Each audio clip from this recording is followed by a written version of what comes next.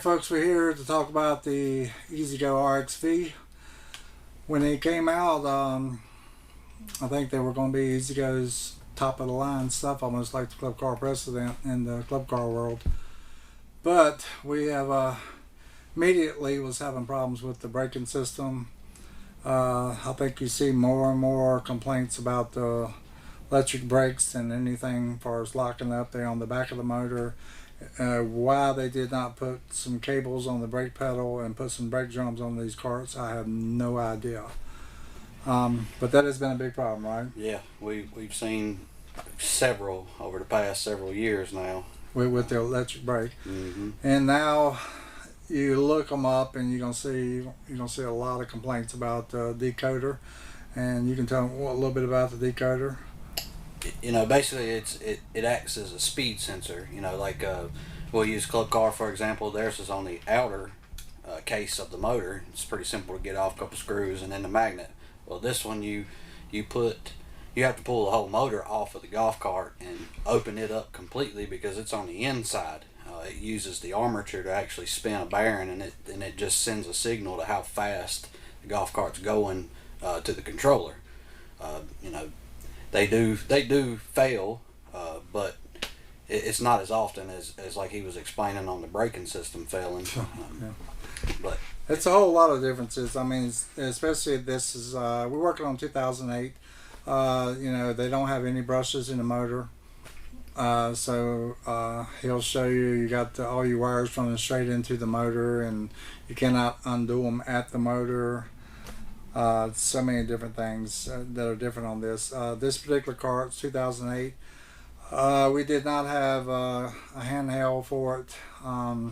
this is the Danaher system he's talking about as well. Yes. After I think 2010 or 2011, they realized that it was such a troubled system. They moved over to a Curtis brand controller and put the speed sensor back on the outside of the motor, but still using AC drive system. So we never had a problem with any of those. Yeah, we haven't seen any of them carts come in here to get repaired yet. So it's a huge difference in setups.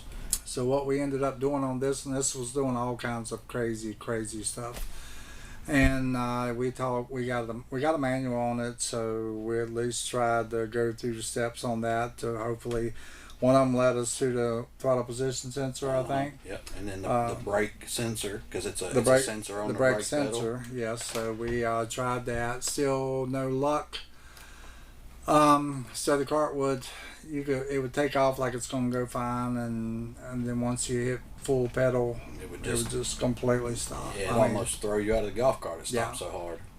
That was another downside to the way the electric braking system is set up on this thing. I mean, you have no control over that, and so it was completely a whole different ball game. So we ended up so our advice on this too, if you was running something that you can't find, you don't want to change out every part on it, because we already done it for you. Yeah. And but anyway, so we ended up going with the Navitas 440. And the good thing about going that route is, they're not cheap either.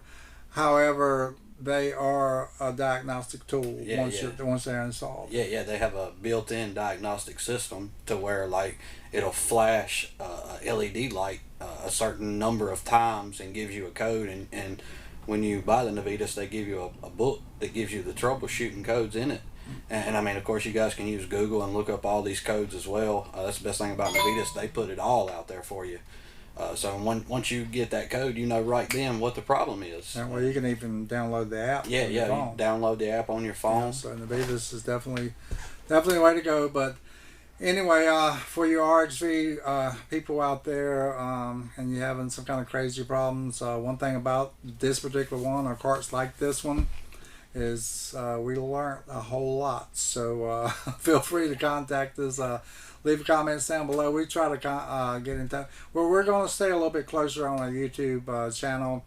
We have been slacking on answering questions, but I promise we're going to try to step this game up a little bit, especially going through the winter where we got a little bit more time to address every cart, or not every cart, but these problem carts right here. And like I said, we're coming to find out the RxV is a big deal as far as they seem to have a lot of issues. Yeah, major problem carts. You know, especially like we were saying, the older systems with the Danaher is basically the ones we're targeting at this moment. You know, because the Curtis system is practically flawless. I mean, you're going to have your issues with them, but that's the best setup you can have when it comes to RxV.